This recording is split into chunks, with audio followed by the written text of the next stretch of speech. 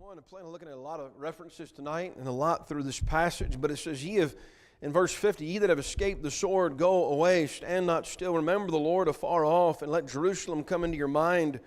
We are confounded because we have heard reproach, shame hath covered our faces, for strangers are come into the sanctuary of the Lord's house. Now there's definitely some application in modern day churches today that the lost have come into the church, and I know this is strange, and it's not even a Sunday morning, so it's not that hard to say even, but church is not made for lost people, and it's really not made for visitors and neighbors and all of that, even though we'd love to have visitors and neighbors and all of that. It really is made for believers, and if the congregations today are made up of more lost people in the sanctuaries of God, then we're not going to have churches that please God. And I would say for a lot of the churches that exist today, they exist with people that don't know the Lord as their Savior, and they exist for lost people. And the lost people have taken the sanctuary of God, and God's not showing up. If we've put these people, these helpless people out in front, it's recorded in history many times in war. Some countries would use their less advantage and sacrifice them first to work on the minds of their enemy. Imagine that, going in and fighting against these helpless people first. No doubt that would attack your mind and make you think twice. The Jebusites think David's not going to come in. They think, man, this would be extreme for David to do this, right? Surely this would dissuade him. Now, David's made a decision to get some things cleaned up. He's made a decision to separate from the ungodly. Now there's an attack on the mind and motions to keep him from carrying out this task.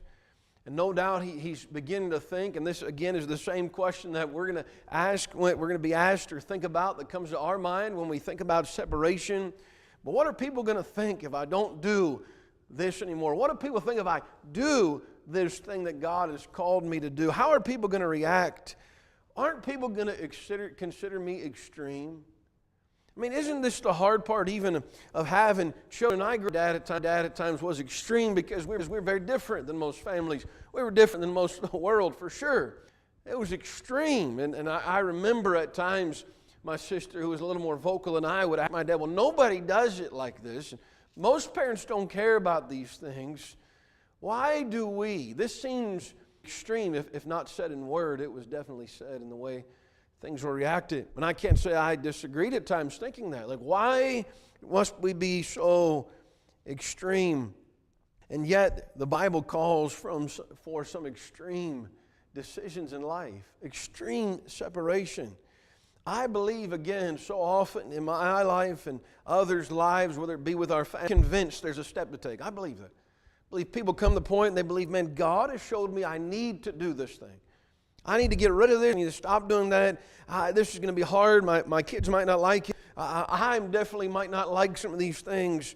But then our mind begins to work, and we hear the voices of the Jebusites saying, no, you can't touch that. You can't come in. And I think often we know things need to change. We need to get rid of some things.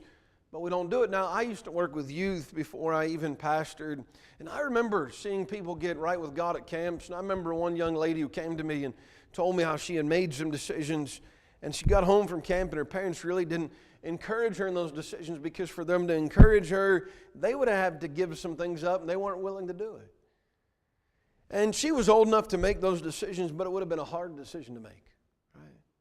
No doubt those parents, when hearing the daughter talk, probably were convicted.